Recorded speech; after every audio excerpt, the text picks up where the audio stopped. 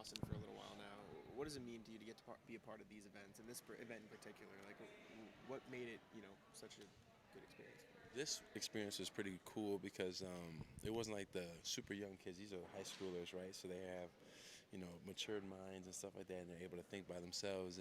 And this event specifically was more so focused on like being vulnerable and being put in situations to where like they have to answer questions based on like their prejudice and how they came up, and it was pretty cool to see people's like opinions, and nobody was going back and forth. They're just honest, so it was pretty cool. I heard you upstairs talking about what you were like in high school. Getting to hear what these kids are like talking about and the way they speak and the way they're, talking about these conversations. Like, did anything surprise you about it, or like, what was your reaction hearing like the way they talk about some of these issues? That they're very aware, that they feel the same struggles that everybody else feels, and it's not like a generational gap, that they just live on their phones. They're very aware that, there's still a lot of negative social constructs out there that we're trying to work through. It seems like you're pretty comfortable talking openly, just in general. Have you always been like that? Have you always been kind of an open book? And is this like your comfort zone to open up to ultimately strangers? For as long as for as long as I've been alive, I think I've been known as a talker. If you ask my mom and my siblings, they say I've always been a talker for sure. So, yeah, I've always felt comfortable enough to speak my opinion. Whether you take it or not, that's another question. But for sure, I'll say my 2 cents. Yeah. We saw Jayson out here a little bit earlier. Nimi was saying like he's almost taken on a coaching role this year. Has he been in your year at all, or just the teams here as a whole as he goes through the recovery here, like helping you guys through stuff, giving advice, all that? Yeah, his thing is trying to create more killers out there in terms of like mentality. Like I hear him talking to Jordan a lot about just like being a killer every chance that he gets on the court instead of like just playing a certain role.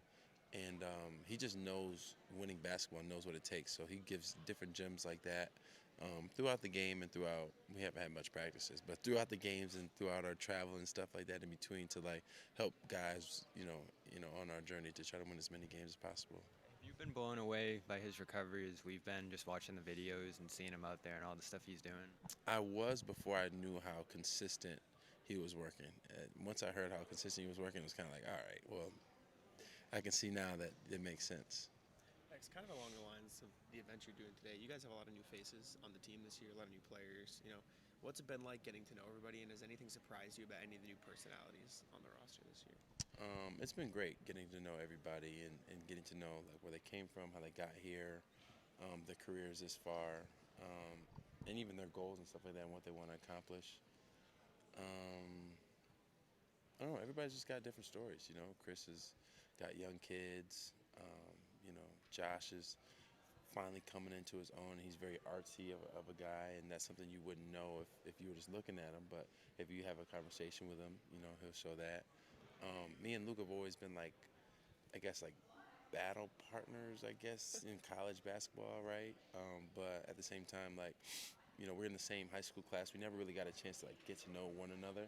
And so for me and him, we work out like almost every day together, and we just get a chance to talk. Even, on the bus and stuff like that, we get a chance to just talk and continue to get to know each other and how we came up. So it's been fantastic. What goes into building a successful basketball team in terms of those personalities? Like, integrating new concepts on the court is one thing, but like everybody's, individual personalities.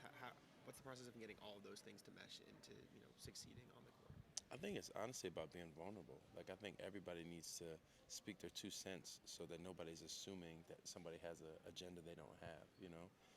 If somebody is not on their A game today and somebody just comes in and says, see, he's always like this, versus like, no, like he's experiencing something off the court. But like if you don't talk to them, you don't know, and then you go into judging. So it's very important that you, get to know people. And then it's also important on the other side that if you are, feeling some type of way, you got to voice how you're feeling so then everybody can move accordingly to try to help.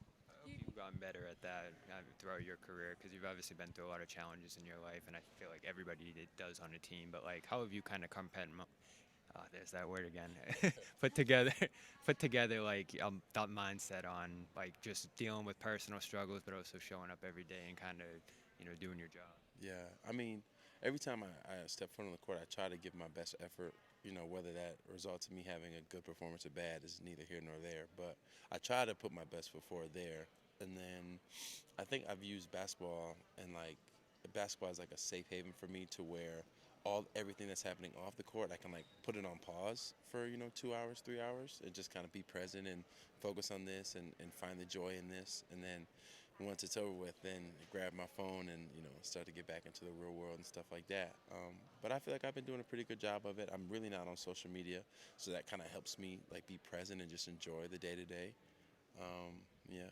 On the vulnerability piece, do you feel like if you come in and say like I'm going through this or I'm dealing with this, that kind of sets a tone for maybe like somebody else feels compelled to? Like how do you actually, like what you were telling Jack, like how do you actually make that happen where people are opening up and kind of sharing what they're going through and creating that environment? Well, you just have to do it yourself and be as vulnerable as possible. You really can't force anybody to do anything, but as you are more authentic to yourself, then more and more people feel more comfortable. Like, you know what? Like, if he can do it, like, why can't I do it? And then, but you definitely can't force anybody to do it. That just won't happen. So just the more that you're yourself, people start to break out of the shell and start to feel like, okay, like if he can be himself, then I can be myself, and at least one person will like me for being who I am. So, yeah. Thanks so much. Appreciate it.